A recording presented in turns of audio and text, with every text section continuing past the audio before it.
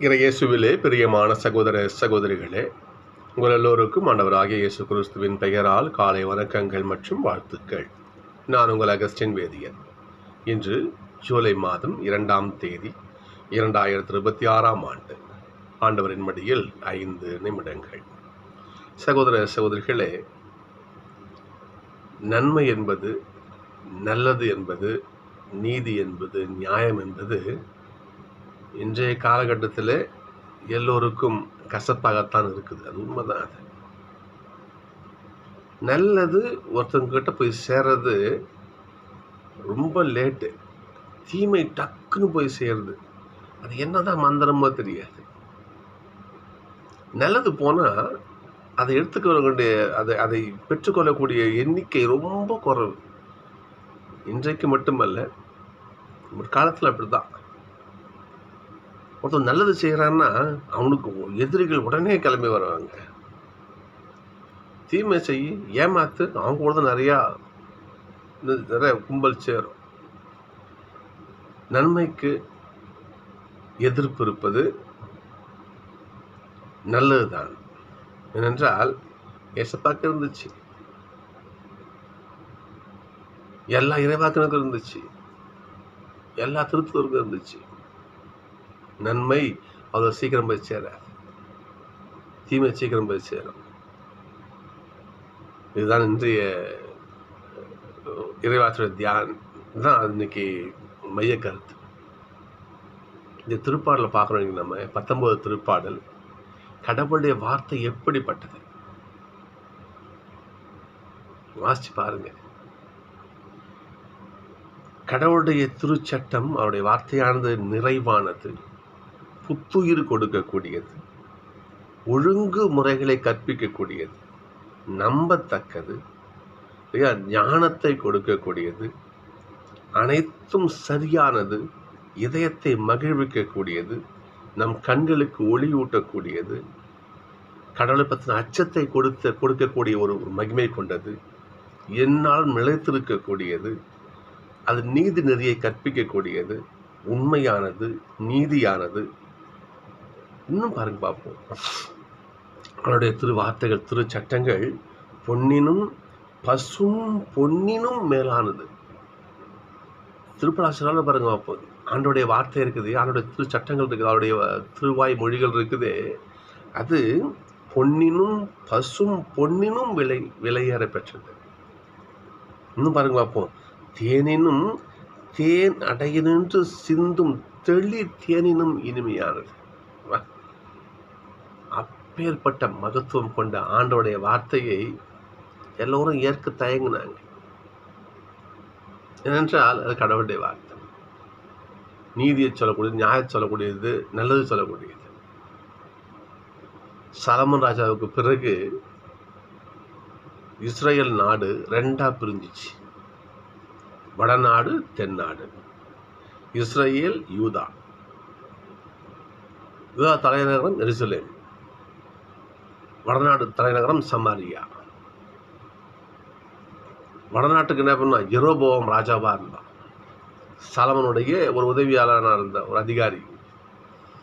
சாலமனுடைய பிள்ளை ரெகபெயாம் என்ன பண்ணாரு, யூதாவுக்கு ராஜாவா இருந்தார். அப்போ யூதாவில் தான், அது வட தென்னாட்டில் தான் எருசலேம் இருக்குது. ஆண்ட உடன்படிக்கை பேழை அங்கே தான் இருக்குது. அப்போ என்ன பண்ணாங்க, இஸ்ரேல், அதாவது வடநாட்டிலிருந்து மக்கள் சாரையாக என்ன பண்ணாங்க, எருசலேம் நோக்கி வந்தாங்க. ஏன்னா ஆண்டவரை பார்க்கணும், ஆண்டோட திருப்பேழை இங்கே தான் இருக்குது. சாரை என்ன பண்ணாங்க, வடக்கு தெற்கு நோக்கி மக்கள் சாரையாக வந்தாங்க. இதை யெரொபோவாம் பார்த்தோம். ஐயோ, நம்ம நாட்டில் இந்த மக்கள்லாம் சாரையாக கும்பலாக எருசலேமுக்கு போகிறாங்களே, இப்படியே போச்சுன்னா இந்த மக்கள் வலிமையெல்லாம் தென்னாட்டு ராஜா பயன்படுத்தி என்ன பண்ணுவான், நம்ம மேலே படையெடுத்து நம்ம நாட்டை அழிச்சு அவன் பிடிச்சிக்கிட்டா என்ன பண்ணுறது? இப்போ மக்கள் ஆண்டவரை வழிபட என்ன பண்ணணும், நம்ம ஏதாவது தடை பண்ணணும். அப்போ என்ன பண்ணலாம், அப்படி என்ன பண்ணலாம், குறுக்கு வழியை கடைபிடிச்சா யெரொபோவாம். மக்கள் ஏங்க போகிறாங்க, வழிபட போகிறாங்க. நம்ம இங்கேயே கோயில் கட்டிட்டா என்ன என்று சொல்லி யெரொபோவாம் என்ன செஞ்சு தெரியுங்களா, தான் பெத்தேலுங்கிற 2 இடங்களிலே அந்நிய தெய்வங்களுக்கு கோயில் கட்டினான். கோயில் கட்டி யாவே ஆண்டவருக்கு எதிராக இல்லையா அந்நிய தெய்வத்திற்கு கோயில் கட்டி மக்களை அப்படி திருப்பி விட்டான். இது ஆண்டவருக்கு மிகுந்த வருத்தத்தையும் கோபத்தையும் கொடுத்தது. அப்படி கட்டப்பட்ட அந்த கோவிலில் தான் என்ன பண்ணாங்க, அமச்சியாங்கிற ஒருத்தர் ஒரு குருவா இருந்தார். பெத்தேலில் இருக்கிற ஒரு கோயில் அமச்சியா. அப்போ ஆண்டவர் என்ன பண்றாரு, ஆமோஸை கூப்பிட்டு, ஆமோஸ் வடநாட்டுக்கு போ, தப்பான பாதையில் புறஞ்சு வர போவான். என்னை வணங்க வந்த மக்களை என்ன பண்ண தடை பண்ணி அவன் அந்நிய தெய்வத்தை வழிபாடுறதுக்கு வழி பண்ணி வச்சிருக்கிறான். நீ போய் எடுத்து சொல்லுன்னு சொல்லிட்டு அனுப்பிச்சு வைக்கிறார். ஆமோஸ் வடநாட்டுக்கு போறாரு. அமித்ஷா எவ்வளோ திமிரான பதில் பார்த்தீங்களா? ஆமோஸ் ஒருக்குன்னா எங்க வேலை,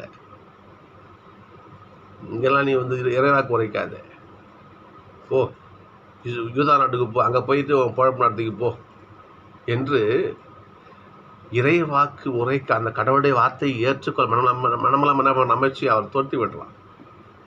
என்னவோ ஒரு கூலிக்கு வேலை செய்ய வந்த மாதிரி. அதுக்கு ஆமோஸுடைய வார்த்தையை கவனிக்கணும். அதற்கு மறுமொழியாக அமாச்சியாவை பார்த்து, நான் இறைவாக்குறேன்னு கிடையாது, டேய் உன்ன மாதிரி கூலிக்கு மாறு கிடையாது, நான் இந்த மாதிரி கூலிக்கு மாரடிக்கிற கூட்டம் கிடையாது. நிற்கிற பாரு ஒரு கோயிலில் குருவா இருந்துக்கின்னு அந்நிய தெய்வத்துக்கு ஜால்ரா போட்டுக்கின்னு மக்களை ஏமாத்திருந்த பற்றியா நீ? அப்படிப்பட்ட ஆள் நான் கிடையாது. நான் இறை வாக்கினனும் அல்ல, இறை வாக்கினர் குழுவில் உறுப்பினரும் கிடையாது. நான் ஆடுபாடு மேய்க்கிறவன், காட்டு அத்தி மர தோட்டத்துக்கு சொந்தக்காரன். நான் ஆடு மாடு ஓட்டி போன நான். கடவுள் கூப்பிட்டார், எப்பா நீ போய் சொல்லுன்னு அதை வந்து சொல்கிறேன், அவ்வளோதான். இந்த மாதிரி இறைவாக்கை விற்று கடவுள் சாமியை சாந்திர சோத்துன்ற ஆள் நான் கிடையாது என்று அமித்ஷா கூறுகிறார். நல்லது சொன்னால் எவன் கேட்குறான்? எதிர்ப்பு இருக்குதான் செய்யுது. கடவுளுடைய பட்சம் இல்லையா, திருப்பாடு கடவுளுடைய வார்த்தை ஒரு மகிமையானது. அதை போய் சொல்ல போனால் எவன் கேட்குறான்? எதிர்ப்பு இருக்குதான் செய்யும். ஆமோஸ் அதையும் மீறி என்ன பண்ணாரு, இறைவாக்கு கொடுத்த ஜாக்கிரதையாக அழிவுக்கு நீங்கள் அழிய போறீங்க. அது பாருங்க பாப்போம், நீங்கள் அழிய போகிறீர்கள். உங்கள் மனைவி விலைமாதா போவா, உங்கள் பிள்ளைகளாம் வாழால மடிவாங்க, உங்கள் ஆட்சி தரைமட்டம் பார்க்கப்படும். ஆண்டவரால் என்ன பண்ணுறாரு, இறைவாக்கி உரைக்கிறார். சோசர்களே, நட்சத்திரத்தில் பாருங்க பார்ப்போம். நம்மள சொன்னதுதான், நல்லது செஞ்சால் யாருக்கு பொறுக்குது? நட்சத்திரத்தில் பாருங்க பார்ப்போம். ஒரு முடக்குவாதமற்ற ஒருவர் படுத்த படுக்கை கிடக்கிறாரு.